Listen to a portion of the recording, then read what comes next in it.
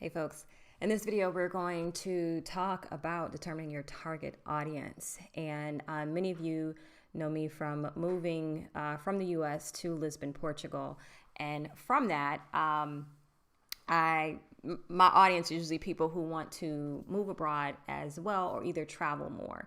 So usually the issue is finding a job that will allow you to be that flexible or kind of creating that money on yourself online. So we're going to talk about that, particularly as it relates to a product or service that you can provide online. And I polled my audience and asked where were they stuck. And for many of you, you said that you were stuck. Reading it, a lot of it was because of the target market. So let's spend some time doing that. I have my notes over here and we're doing this live. So we're going to do Q&A toward the end of this. I'll stay on as long as you want. And I also have some questions from people who emailed that early on. So let's get started. All right, so the first thing I want you to think about is why your target audience is so important, because this is ultimately what's going to give you value in your business and to your customers. So when customers can kind of raise their hand and say, that sounds like me, then that means you can work with them easier because you're giving them something that they need. So let's look at one of the examples, okay? First example is a web designer for small and medium-sized businesses, right? Good. Second, web designers for restaurants. So before we go deeper into that, I want you to just look and see how the first example and the second example are the same but different. Small and medium-sized business is not specific enough to tell someone or have someone be able to raise their hand and know if they should work with you. Because a small business can be anyone from an accountant to a restaurant to a personal trainer. All of those are considered small businesses. So that's not specific enough, okay? So now let's look down at web designer for restaurants. Now, good, we're getting there. That is getting a little bit more niche, but understand, are you talking about the mom and pop pizza shop? Are you talking about fast casual? Are you talking about franchises? Who are you talking about in regards to your restaurants? Because again, that can be super general, okay? Now look at the last one. Web designer for Michelin star restaurants. See how dramatically different that is? The person who does web design, and these are just examples, guys. The person who does web design, one, you picked a client who could probably afford your rates more than someone who's just a small business, okay? And your Michelin star restaurants are going to already understand the importance of having a good web presence. You may have to convince a small business owner about that, and they may not have the budget for you. So if you only work with Michelin star restaurants, that means that you are aware of the issues or the customer experience that people who own those restaurants are interested in. Maybe they want to accept reservations on their website without using a third party, or maybe they want their customer to have get a personalized email welcoming them once they make reservations. All of that, okay? Just pulling stuff out of the air. But do you understand? Hey, thanks for joining me. Do you understand how those are different? And wouldn't you expect to pay the web designer who works specifically for Michelin star restaurants more than you would pay the web designer that just works for small, medium business? Does that make sense? So the more niche you get, one, you are creating your value because you have expertise working with that audience. This is why having knowing who your target audience is super important, because if you're just out here saying you work with small business, your potential customer can't just raise their hand and say, that sounds like me. But the more specific you get, now your customer is able to identify themselves and say, cool, I want to work with them, right? Hope that makes sense. All right, so let's go to the next example. The next example is a career coach. You can just say, I'm a career coach. Cool. You can say you're a career coach who works with men or women age 50 or older who are transitioning from their careers, okay? Now, a career coach who works with men or women age 50 or older that are transitioning from corporate to high academia. Now, you get why that's a drastic difference, right? The person who is just saying that, good morning, the person who is just saying that they work with people who are transitioning at a certain age, Transitioning from what? So in this last example, these individuals right here want to go from corporate to high academia. So let's say they want to become a professor. They want to take their corporate experience and now they want to become a professor or an administrator in a college setting or work from master's programs, whatever. Maybe they say, listen, I want to have my summers off. I want to leave corporate America and I want to teach at a college. So if that is their desire and you are the career coach that can produce that result for them, do you understand why that person is more valuable than the person who is just saying, I'm a career coach? Bon dia. So that's the basic difference. Does that make sense? So the person who focuses in that, they can say the expectation is you have contacts with people in high academia. So therefore, working with you means that I would get access to that. And therefore, the expectation is I would pay you more than I would just pay the person who's a career coach. You can't run out there and say something so general, because even saying that you're working with people 50 or older transitioning from their career, but transitioning to what? I hope this is making sense, and let me know from my folks that are joining me if this is making sense on why the target market is so important. And let me just give you an example of even for me. Like for this particular brand, for this Driven Spice brand, I work with people who want to move abroad, or who are considering moving abroad, or want to travel more, because I tend to find that people who are interested are wired a little bit differently than other people. So granted, I could probably help, and I do. So there's a couple brands. There's this brand and my other corporate brands, but for this brand specifically, that's the focus. And of course, I could help a large variety of people do that. But if I focus on this specific, I created online income. So I have expertise in that area specifically for that demographic. So the expectation is, yeah, I will cost more because I have expertise in moving abroad and creating income versus someone just who creates income. Does that make sense? So I'm hoping that this is starting to flow as to why that's important on your target market. So let's look at this example. And this is actually an example of what I had to migrate to. I'm telling you that this is important of choosing your target audience because many small businesses, including myself, made this mistake. And if you are attempting to make online income and you want to market online, it is incredibly difficult to market your message generally across the internet. Because when your customer is looking for their problem to be solved, they're in Google and they're typing specifically what they need. And if you are going super general, it is hard for SEO to understand what your content is about, what your website is about, to be able to forward the correct people to your brand. So, all right, so let's get into this. So I was doing digital marketing. And as digital marketers, we all picked an audience. We said, doctors, lawyers, accountants.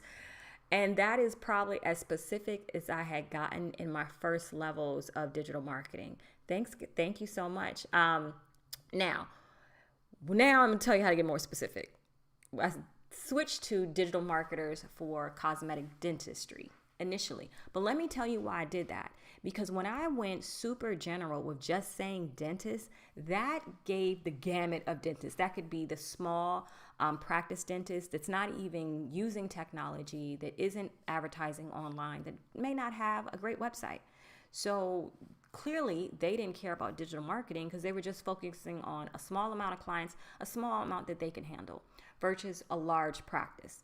But what made the income make sense is that I focused on cosmetic dentists because they had the income and the understanding that they needed to market in order to get more clientele.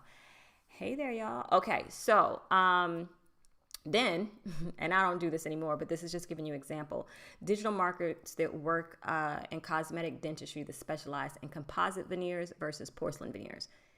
Do you see the specificity in that? Why is that different? So because I switched not just to cosmetic dentists, but then the actual service that they were providing, then I was able to get educated on those differences and the problems associated with that dentist in that industry. So most likely, if someone was interested in getting that type of service, they needed to know pros and cons and what the difference was. So then we had to create a whole kind of educational process with that. And if I was just the digital marketer who worked with veterinarians, with restaurants, with all of that, I wouldn't be able to know the specific problems associated with that target audience. Is this making sense? I got some people on here with me. Chat in the comments. Let me know if you're following me, if this is working. Hey there, Katrina. Hey, Tracy. What time is it in Lisbon? It is 1:40 p.m. in Lisbon right now. Good morning. Everybody following? Okay, so again, and for those of you who popped in later, just go ahead and check the replay of what we talked about in those various aspects.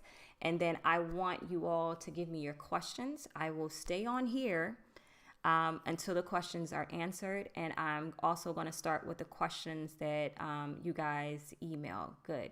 All right. So one of the questions we have is, how do I determine my target market?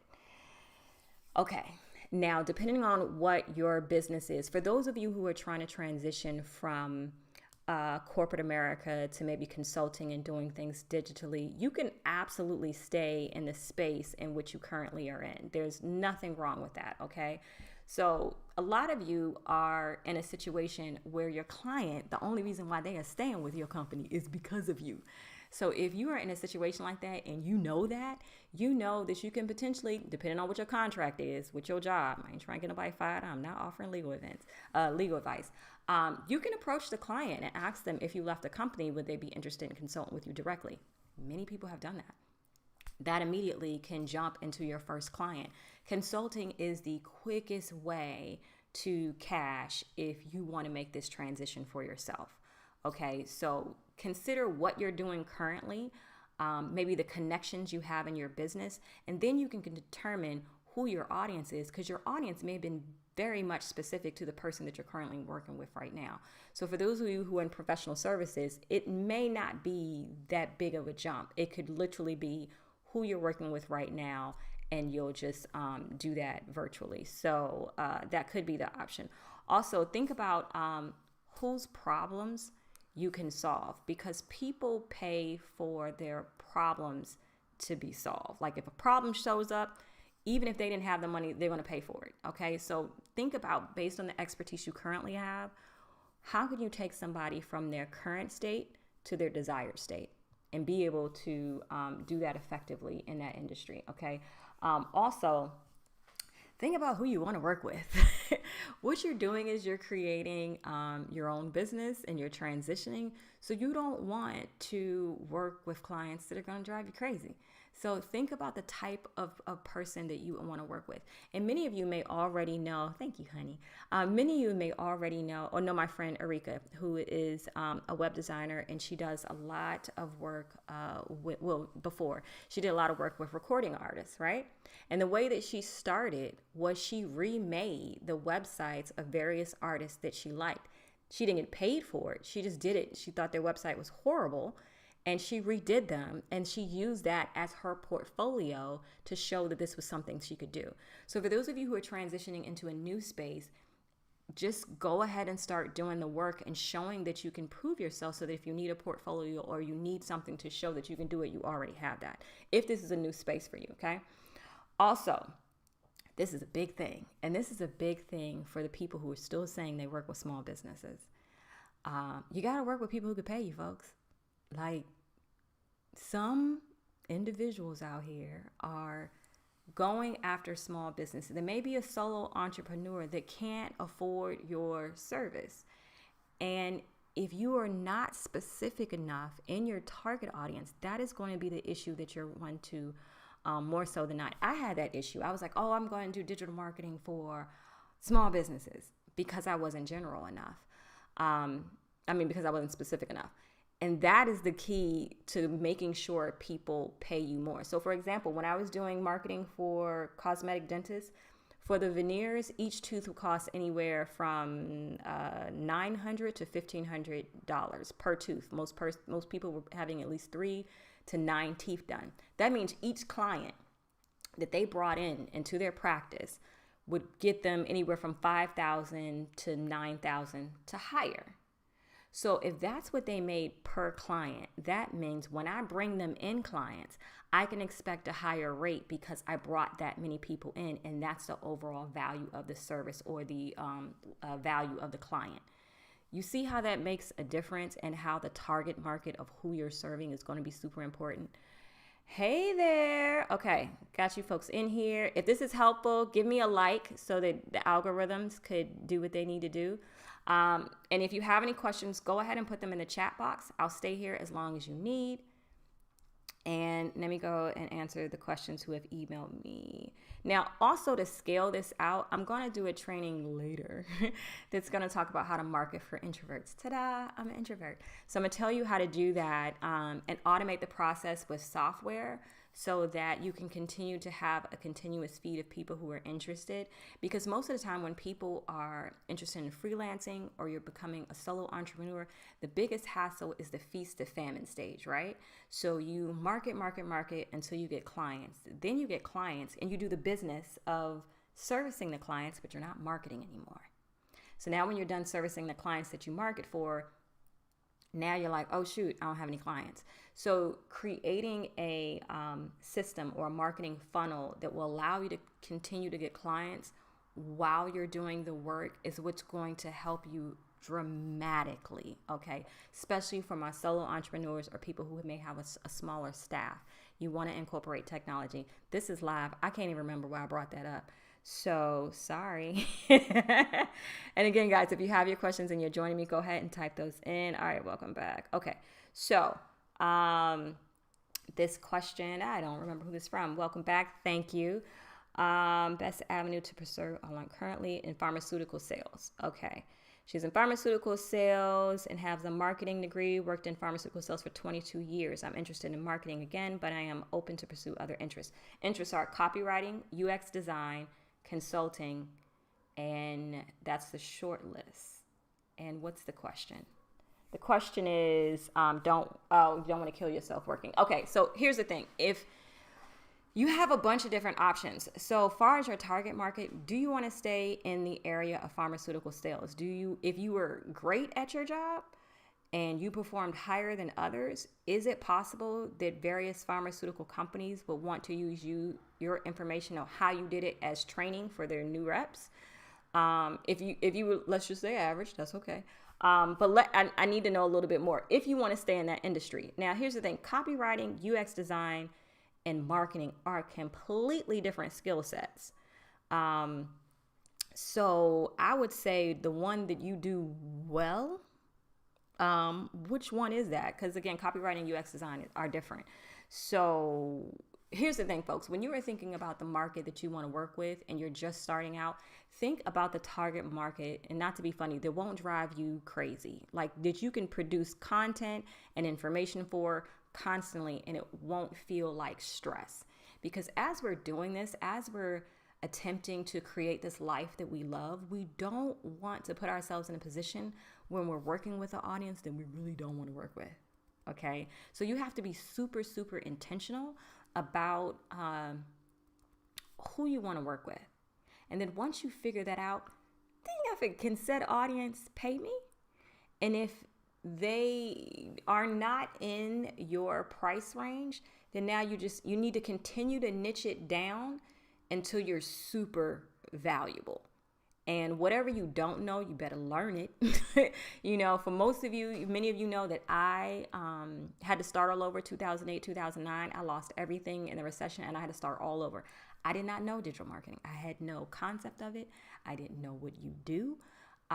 But from the corporation I had started prior, I worked tirelessly and I was never able to travel. So when it was time for me to reinvent myself, I knew I had to focus on careers that allowed me to be mobile. And so digital marketing I was like, well, that's the lane I need to get in.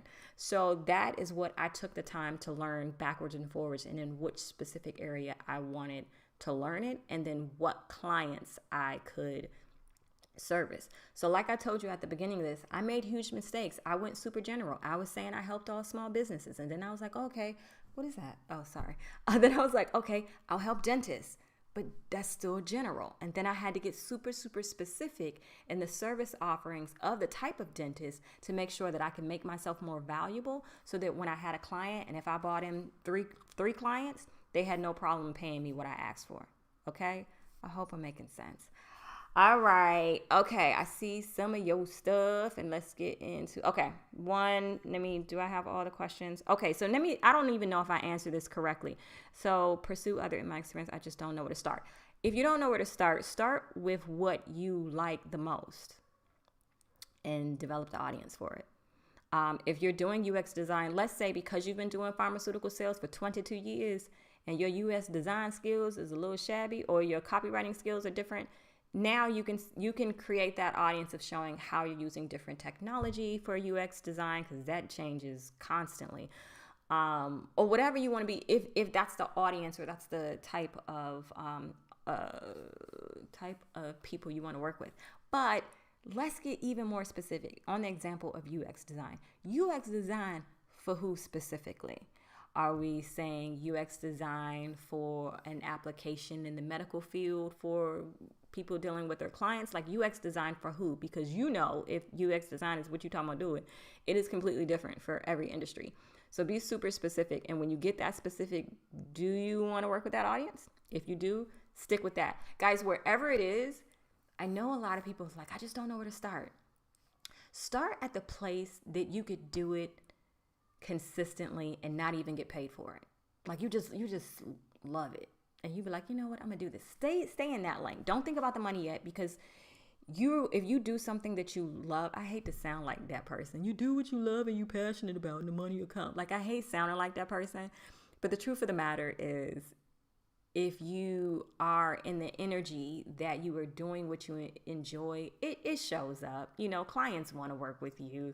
Not to sound like that foo-foo person, but you know what I mean? Okay. All right. So if you're just getting started, you don't know where to start, I hope I answered that question. If I didn't, you have my email. Go ahead and email me back.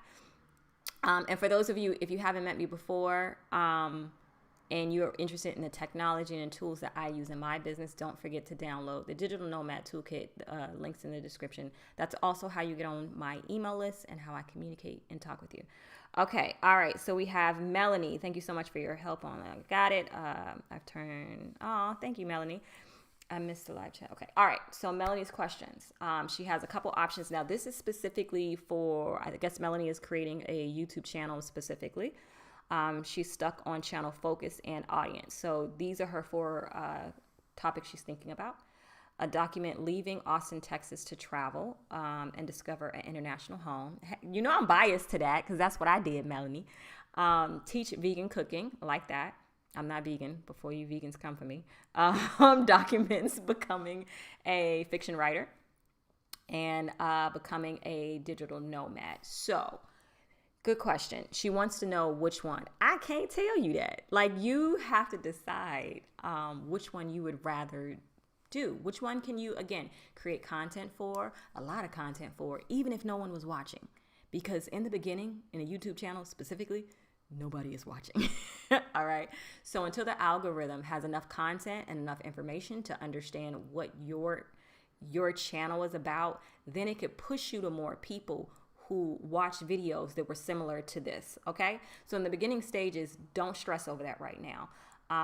Documenting what you're doing is always, in my opinion, a great way to get into content creation and making it very niche specific on a target audience. And this can be on whatever you're doing. Let's say you're learning jujitsu, or you are learning to cook or be an artist, or whatever it is you're learning to do. Creating content, whether it's a blog, whether it's video on YouTube, whatever it is, because you are documenting that process, you are being super specific to the search engines, and that's a good thing. Okay, so you're also developing the audience, because either people are going to be interested in creating an international home base or leaving Austin, Texas. Okay. So, or leaving the states or whatever. So you are creating a target audience that ultimately you can work with later. So like I said, I'm biased to that because this is literally a product of that. I documented I didn't document my process leaving the US. kind of a little bit. But that is how most people know me, of the person who left the United States and then went to Lisbon, Portugal. And so I documented my visa process. So I'm biased. You could do that. Teaching vegan cooking. So here's the thing, for those of you who are thinking about your target audience and your process on YouTube, it can vary. I don't want anyone to think that you have to go so super specific. You do in the beginning. Okay. But the beginning of business has to go super specific. If you think about your large businesses, your Apple, your Google, your Facebook, they were all super specific in the beginning. Both Google and Facebook started on college campuses. They focused on the college campus, period. That was all they did. Okay. Then, of course, as the companies grew, they expanded. So this is what I'm telling you. As an individual, you have to go super, super niche as well.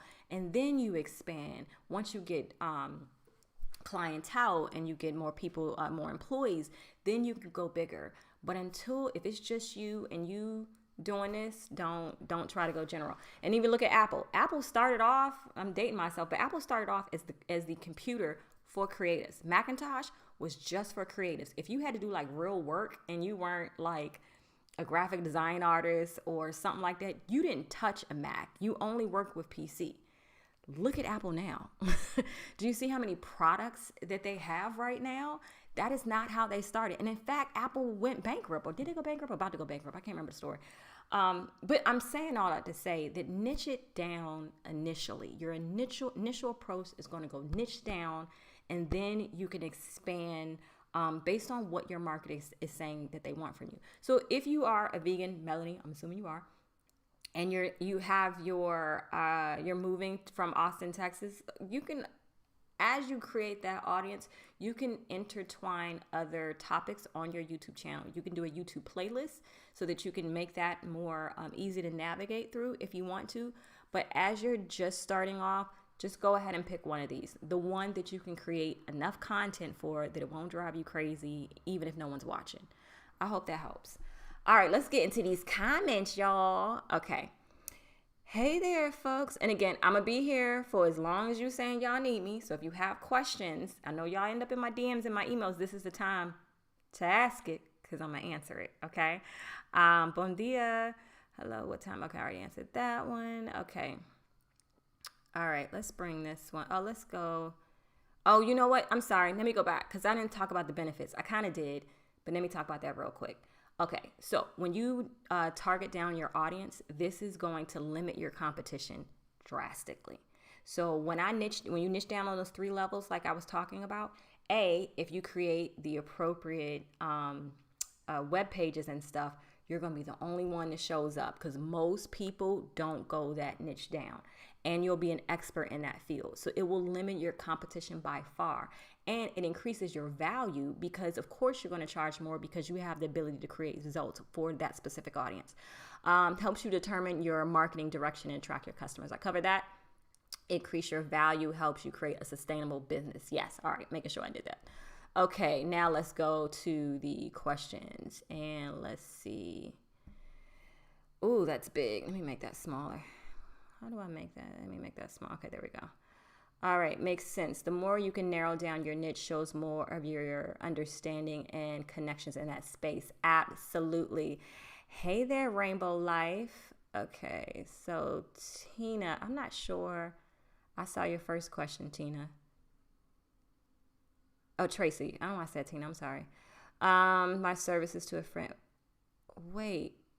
Tracy, I'm not seeing the first part of your question, love. Can you give me the first part? I have here my services to a friend for free to ask them to refer me to people they know. Bad idea. It's a great idea. Can you type in what your service was first? I love your hair. Thank you, honey. Okay. All right. Let's see. Let me get this closer. This question in.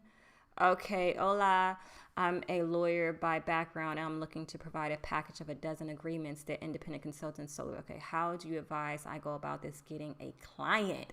Oh, this is a good question. I love it. I love it.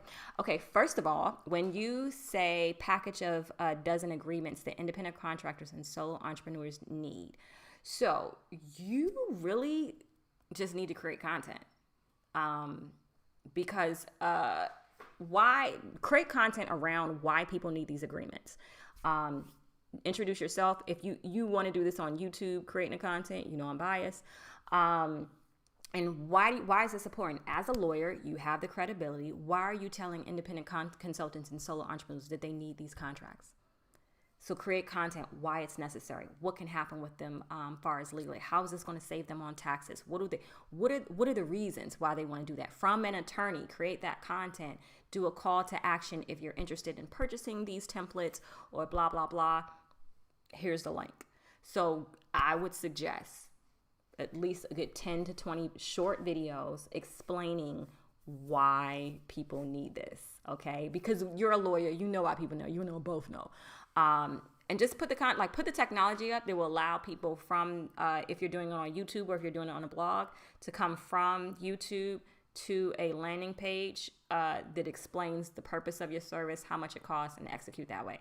You actually have it pretty easy because this is your service of expertise. And create the content. And I'll stay here if you have more questions about that. Good morning. Good morning. Okay. Hey there, Nicole. What is going on? Hey there. Hey there. All right. Let's see. Okay. Starting a YouTube channel to focus on stress management. Love that. And emotional well for 21 to 35 that are working professionals. Is that specific enough?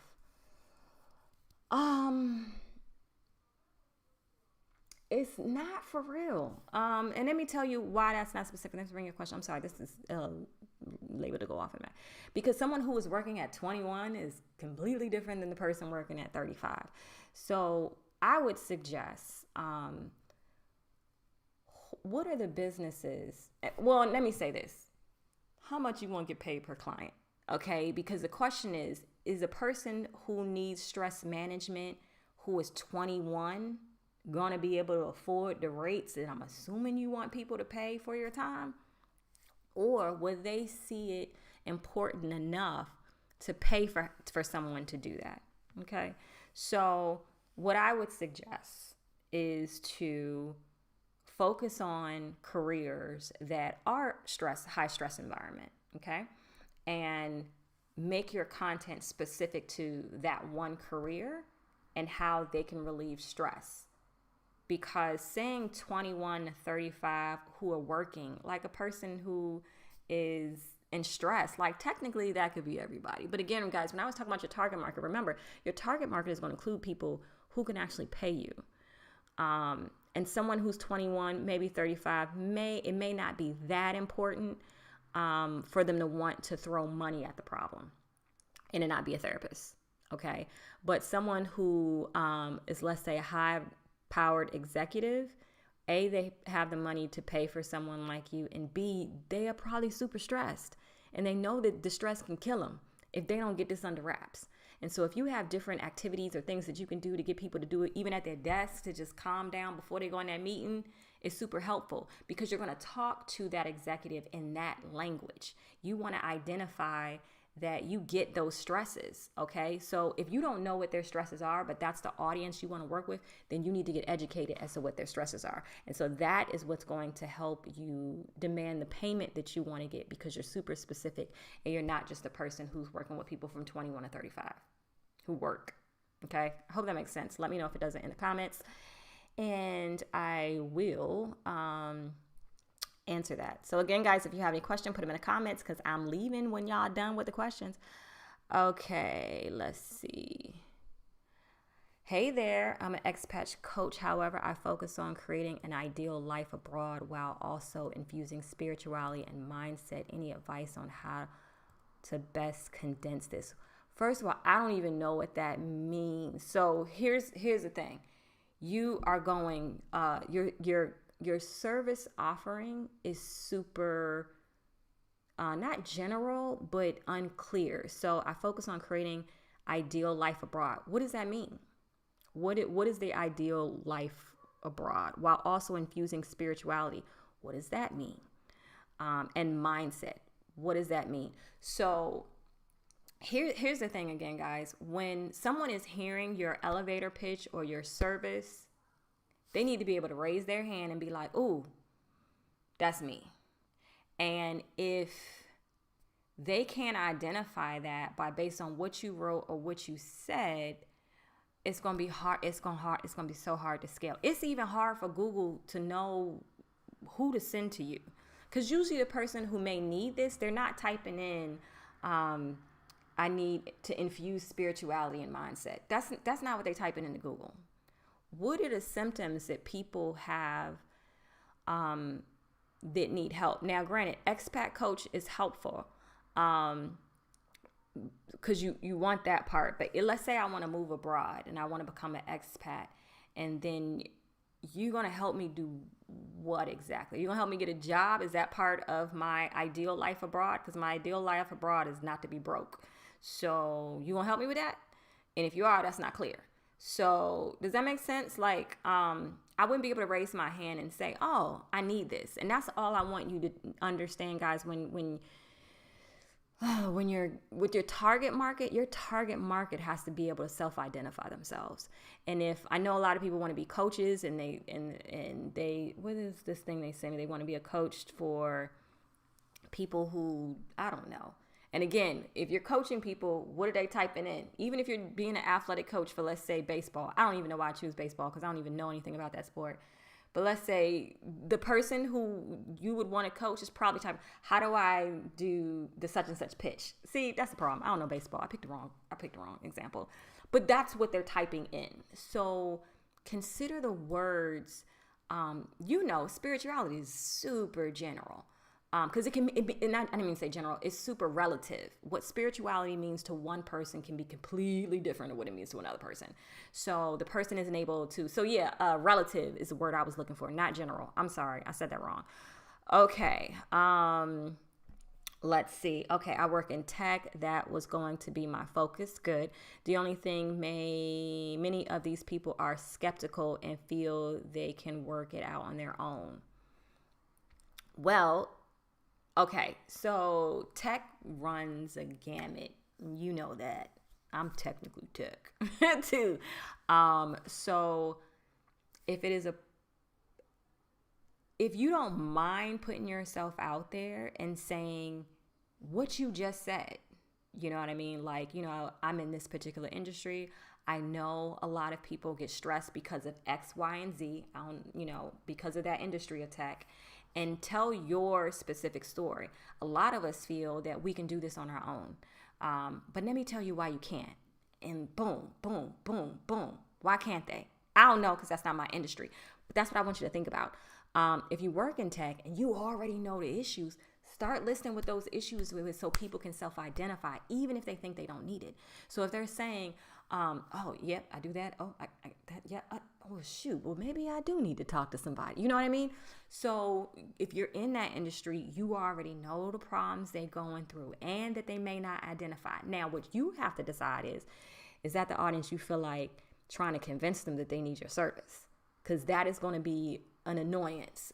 Because even in my field of digital marketing, what the mistakes I made is that I was just trying to sell digital marketing to customers who didn't even understand the benefit of it.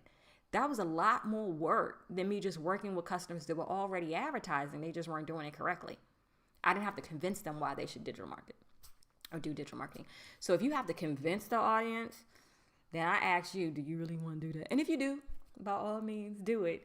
But I hope that helps. Okay.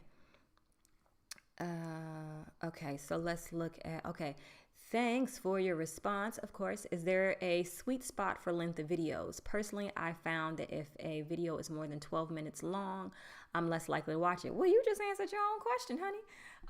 So it really depends on the industry. Oh, shoot, I didn't mean to get it right. So just do it. Don't worry about it. Just do it for however long it takes to get the content that you're saying you're going to deliver. Don't make it any longer than that. If you have to make it longer, if the content is good, people will stick around with you. Then once you start to create videos, you can just look at your analytics and you can see in the back of YouTube where people are falling off.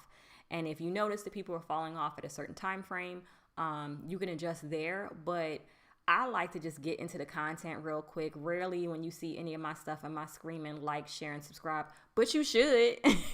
But I just really, I kind of try to deliver my content the way that I like to receive content. I don't want a big, massive introduction for 5 minutes and that type of thing, because I want to hurry and get why I'm here. So depending on how you are, I wouldn't recommend long introductions. The thing is, if people like you, they're going to find you on the internet. They're going to find out how they can work with you. They're going to keep seeing your content. So to answer your question, is there a sweet spot? It's all relative. And it depends on what you're trying to do. If you're trying to use YouTube to create income, YouTube likes seeing videos about 10 minutes or longer. If you're using this to bring people back to focus on your core business, then it doesn't matter. But give as much time as needed to, deliver the content you said you were going to give. I hope that helps. All right. Okay, go. Gotcha. Design your dream life abroad. Well, what is, it's still general. What's my dream life? What's the dream life? Tell me what that is. It's still, understand people's dreams are relative. You know what I mean? So I encourage you to go major specific. And I think the reason why you're having a trouble, with that is because your target audience is still a little bit too large. So let's say some of you, your target audience can start with you. Like, you can be the avatar of your target audience. So let's say, because that's technically what mine is. Like, I'm working with people, like, I already know how to work virtually because I've been doing that for 20 years. But I wouldn't mind showing ambitious people who want to move abroad how to do that. Now, would I just want to show anybody? I mean, I could, but that's not really what I want to do. Because like I said, I found that people who want to move abroad are wired differently. Like, they want to make a move, they take action. And that's not really the case with everybody. Sorry, it's true. So that is who I like creating these structures for. So if you were your target market, tell me more about you. Like, are you an empty nester? Did you retire and move? Check those boxes, because that's probably your audience. So your dream life, or your target audience's dream life, can be more like, they just want to set up, I don't know, whatever people consider a dream life in that space. You know what I mean? Like, for me, my dream life is just being able to travel, meet smart people, eat good food, and just do that freely. That is my dream life, and that is what I created for me. But that might not be the dream life for everyone. So in your marketing, it's going to be super hard. Okay. Hope that helps. All right. Definitely. Okay. Good, Nicole. You were there. If you don't mind, so what software are you using to broadcast currently?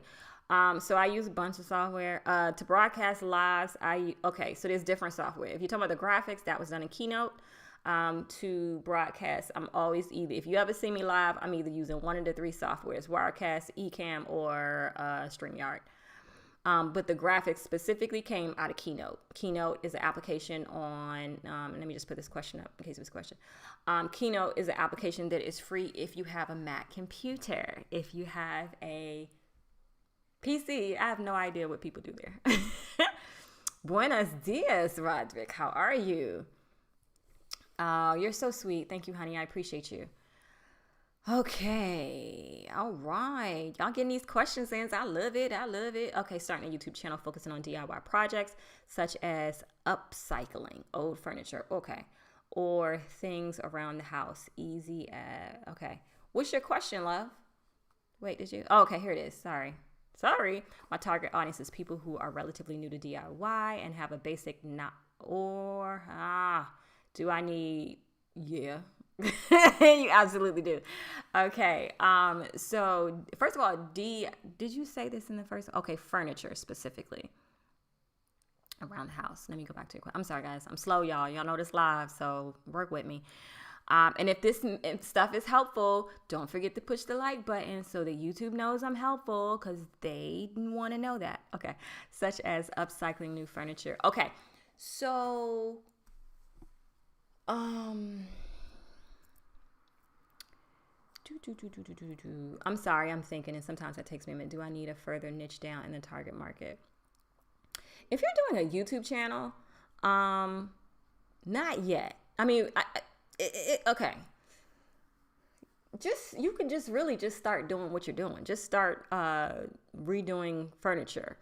And so here's the thing. So the way YouTube works, initially, ain't nobody watching. It's just what it is. Just make sure in your titles of your content, you're using keyword specificity so that you're helping all the online channels understand what your content is about.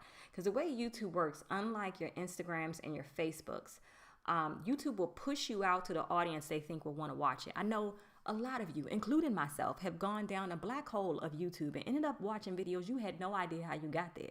And that was because YouTube knowing everything you watch. And they was like, you know what? She may like that.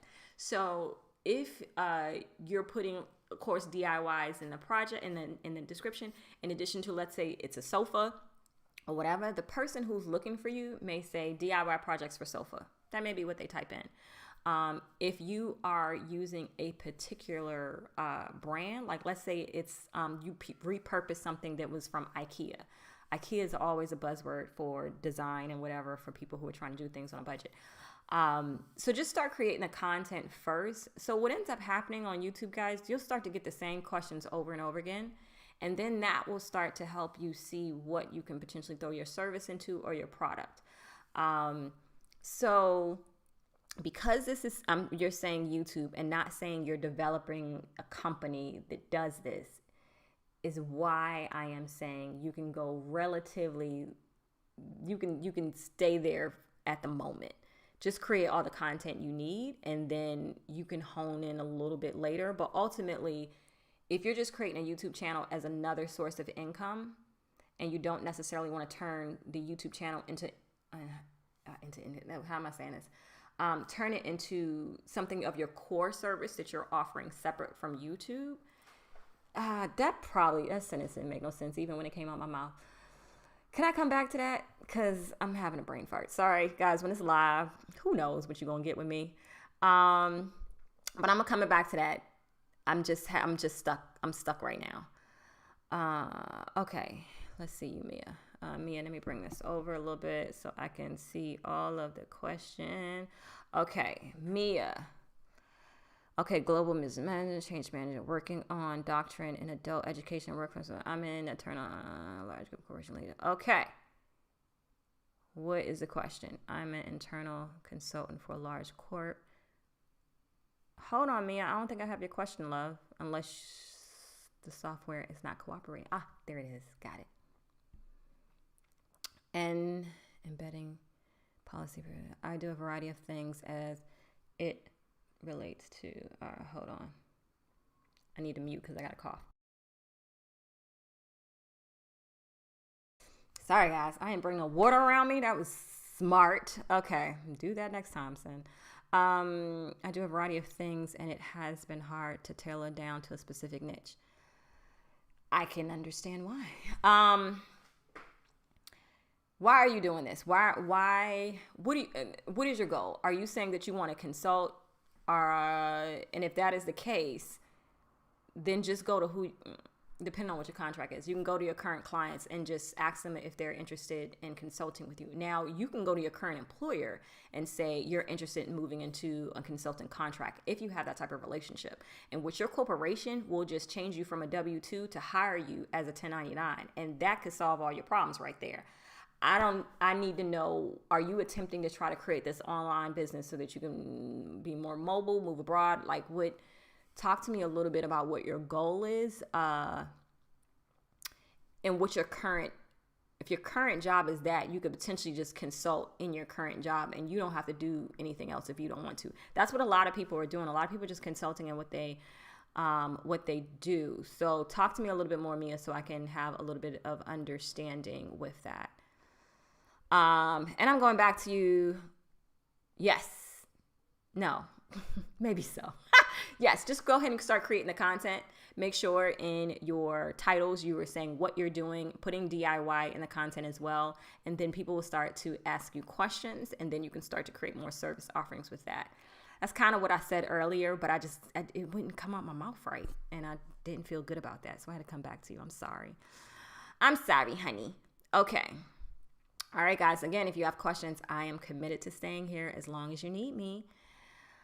All right, Tracy. Hey there. First question. I'm trying to be a virtual assistant, inbox management, calendar management, customer service, making appointments, blah, blah, blah. Is that general enough? No.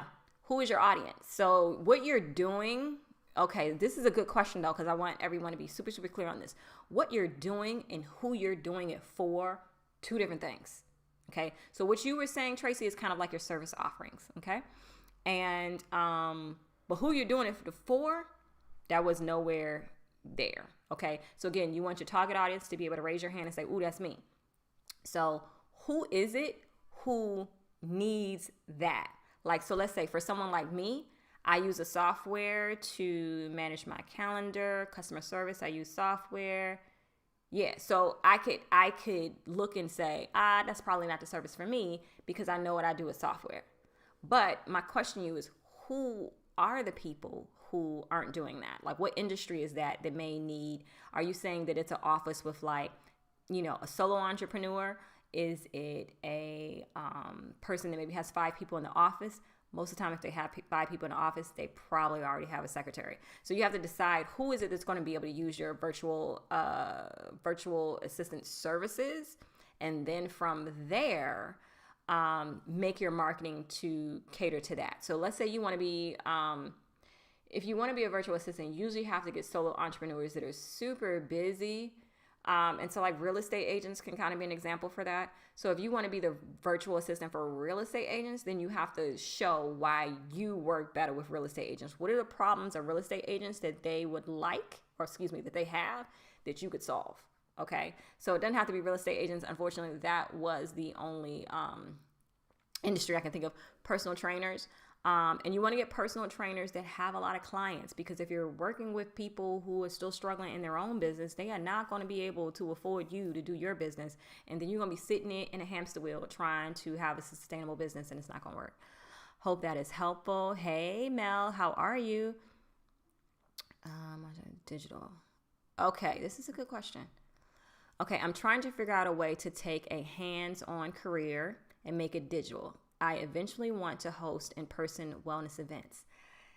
This is a really good question. Okay, so when you became a massage therapist, there was probably a series of things you had to do to become a massage therapist. So you can create training for that audience.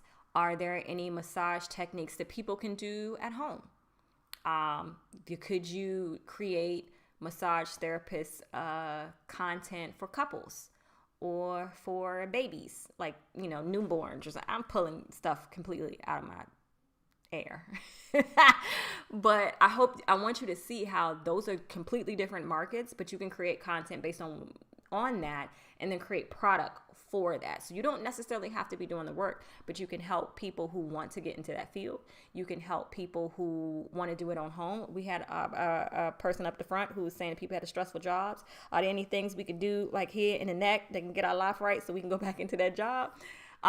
Think about that. Think about ultimately who specifically is going to need this and why this would be beneficial. So don't think that you have to be the one doing the work.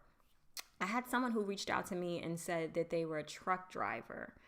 And so some skills you may have to learn to be digital, folks. But for truck driving, again, maybe you could teach people how to pass the CDL license? CDL license, like what that process looks like, how you even start with that.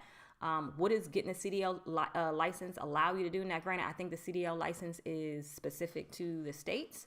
But there are different license categories for each country in their driving procedures. So if you're a truck driver, you have knowledge on how to be a truck driver and how to get to destinations, because I know time and speed is the thing when you don't want to hurt nobody. So you may have tips on that. So guys, you all have the expertise. Like, don't ever get it twisted. You all are smart and brilliant and all that stuff.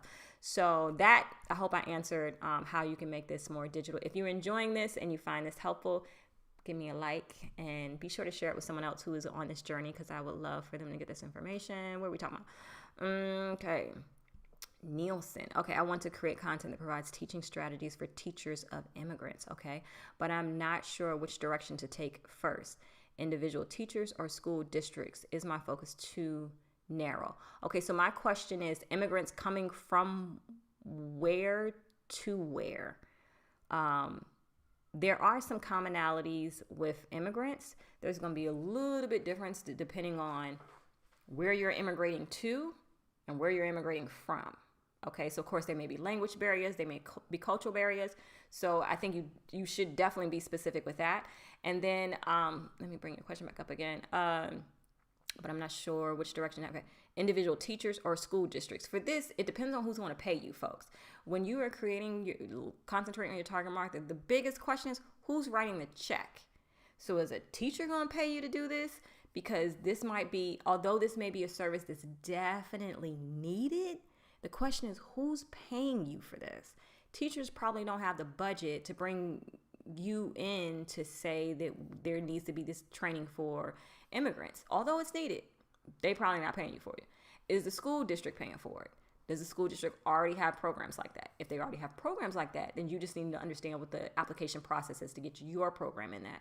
But ultimately, you need to know who's writing the check. And I don't have any expertise in this enough to know who does that. So hopefully that helps. Actually understood your response. Okay, great. Perfect. I'm glad you understood my response, honey, because I was just losing it. I'll sit down and write issues. I love it. Okay. I'll sit down and write issues I've seen and people deal with. Perfect. I'll also record my story. Love it. And see who resonates. Yes. Perfect. Wonderful. That is absolutely what you should do. Okay. So yes, I would like to consult and move abroad. I was thinking about the 1099. Yes. 1099. It's the way to go. Okay, so I was looking for developers transitioning to leadership and people in management roles dealing with stress that can, yes. Your markets, you probably would do really good creating content for on LinkedIn, actually. And LinkedIn does have LinkedIn Live. Guys, the reason why I do live videos, because if I had to edit, y'all would never get the content because I don't feel like editing. So LinkedIn does have LinkedIn Live. So maybe one day I'll go over there, but probably not. Thanks for taking my questions. Okay, perfect. All right, folks. I think we addressed all of the questions. If no one is typing any more questions, we did this. I hope this all made sense in stuff. If it didn't, send me an email. If you are not on my list, download the Digital Nomad Toolkit. You will get on my list, and I'll communicate with you. Going once, going twice. If we don't have any more questions, I'm going to hop off. I hope this was helpful. Oh, a couple things. You're so kind, Nicole. I'm going to do some more training. I'm going to do one for free people who want to become freelancers. And I'm going to do a workshop at some point.